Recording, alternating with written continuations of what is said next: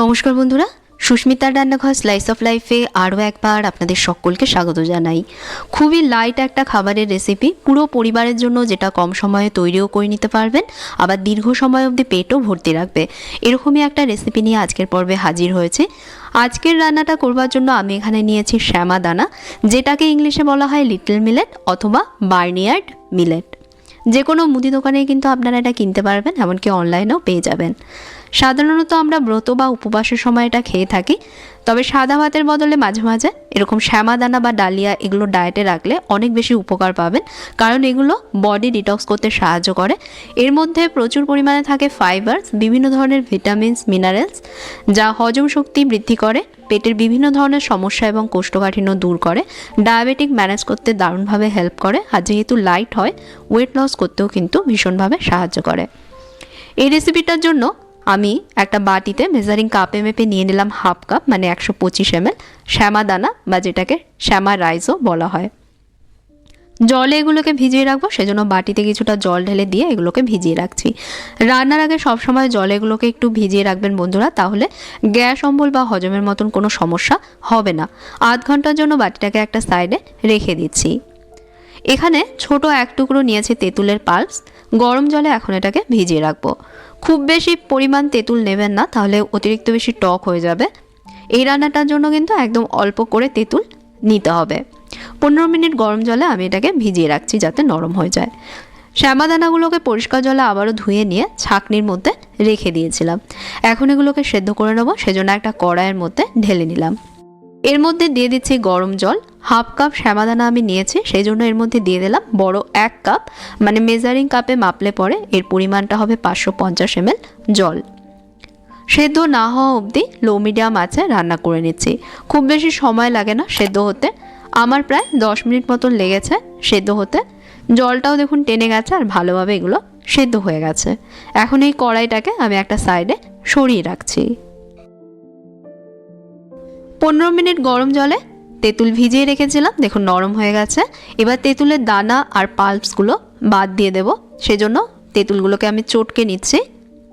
রান্নায় শুধুমাত্র এই জলটা আমরা ইউজ করব, বাকি দানা আর পাল্পসগুলো আমরা নেব না।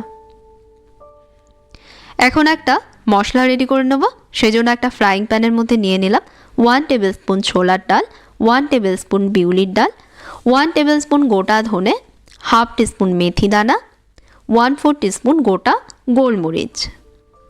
এর মধ্যে 6-7টা দিয়ে দিচ্ছি শুকনো লঙ্কা। এবার এগুলোকে শুকনো খোলায় 1 মিনিট ভেজে নিচ্ছি। লো মিডিয়াম আঁচে 1 মিনিট ভেজে নিয়েছি। মশলা ভাজার সুন্দর একটা গন্ধ বেরিয়েছে। এখন এর মধ্যে দিয়ে দিচ্ছি 1 টেবিল স্পুন সাদা তিল। সাদা তিল যেহেতু অল্পতেই পুড়ে যায়, সেজন্য এটা একদম শেষে দিতে হবে। তিল দেওয়ার পর আবারও কয়েক সেকেন্ড ভেজে নিচ্ছি। ভাজা হয়ে গেছে, এবার এগুলোকে হালকা একটু ঠান্ডা হতে দেবো। ঠান্ডা হলে একটা গ্রাইন্ডার জারের মধ্যে মশলাগুলোকে ঢেলে নিয়ে এগুলোকে মিহি করে গুঁড়ো করে নেব। বন্ধুরা, আজকের ভিডিওটা ভালো লাগলে প্লিজ ভিডিওতে অবশ্যই একটা লাইক দেবেন এবং কমেন্টস করবেন, আর চ্যানেলটাকে অবশ্যই সাবস্ক্রাইব করবেন। নতুন রেসিপি আসলেই যাতে জানতে পারেন, সেজন্য সঙ্গে থাকা বেল আইকনটাকে প্রেস করতে ভুলবেন না। যারা ফেসবুক পেজে ভিডিওটা দেখছেন, পেজটাকে ফলো করে নেবেন। এখন একটা ফ্রাইং প্যানে 2 টিস্পুন সাদা তেল গরম করে নিচ্ছি। তেল গরম হলে এর মধ্যে দিচ্ছি 1 টিস্পুন কালো সর্ষে, 1 টিস্পুন ছোলার ডাল, 1 টিস্পুন বিউলির ডাল আর 4-5টা শুকনো লঙ্কা। সাথে দিয়ে দিলাম 1 মুঠো চিনে বাদাম। বাদামগুলোকে ভেজে নিচ্ছি। বাদামে হালকা বাদামি রং না আসা অবধি ভেজে নিতে হবে। লো মিডিয়াম আঁচে ভেজে নিয়েছি। বাদামে দেখুন বন্ধুরা হালকা বাদামি রং চলে এসেছে। এখন এর মধ্যে দিয়ে দিচ্ছি 5-6টা চেরা কাঁচা লঙ্কা আর 1 মুঠো ফ্রেশ কারি পাতা। তবে ঝাল বুঝে কাঁচা লঙ্কাটা আপনারা অ্যাড করবেন। একটু মিশিয়ে নিয়েই এর মধ্যে দিয়ে দেব হিং আর হলুদ গুঁড়ো। এর মধ্যে আমি দিয়ে দিচ্ছি 1 পিঞ্চ হিং আর 1/4 টিস্পুন দিয়ে দিচ্ছি হলুদ গুঁড়ো। মিশিয়ে নিয়ে আবারও কয়েক সেকেন্ড এগুলোকে একটু ভেজে নিচ্ছি। ভাজা হয়ে গেছে। এখন এর মধ্যে দিয়ে দেব তেঁতুলের জল। এটা আগেই বানিয়ে রেখেছিলাম, সেটা আমি এর মধ্যে দিয়ে দিচ্ছি। সাথে দিচ্ছি 2 টেবিল স্পুন গুড়। গুড় অনেক বেশি হেলদি হয়, সেজন্য আমি এখানে গুড় ইউজ করছি।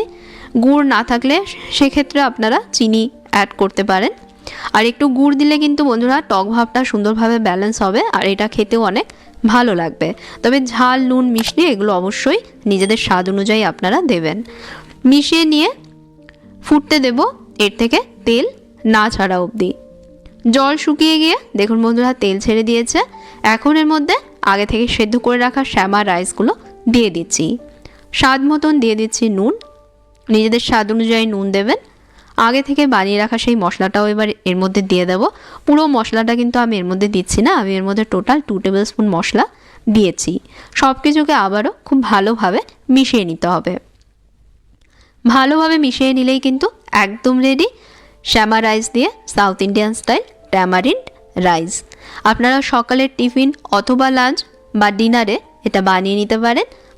রোজ রোজ একঘেয়ে খাবার না খেয়ে মাঝে মাঝে এরকম ভিন্ন স্বাদের রান্না খেলে মুখের রুচি ফেরার সাথে সাথে শরীরও কিন্তু ফিট থাকবে। কেমন লাগলো ভিডিওটা কমেন্টস করে জানাবেন। ভালো লেগে থাকলে প্লিজ একটা লাইক দেবেন, শেয়ার করবেন আর চ্যানেলটাকে সাবস্ক্রাইব করে নিতে ভুলবেন না। সাবস্ক্রাইব করবার সাথে সাথে পাশে থাকা বেল আইকনটাতে অবশ্যই প্রেস করবেন। আপনারা ভালো থাকবেন, ভালো রাখবেন। ধন্যবাদ।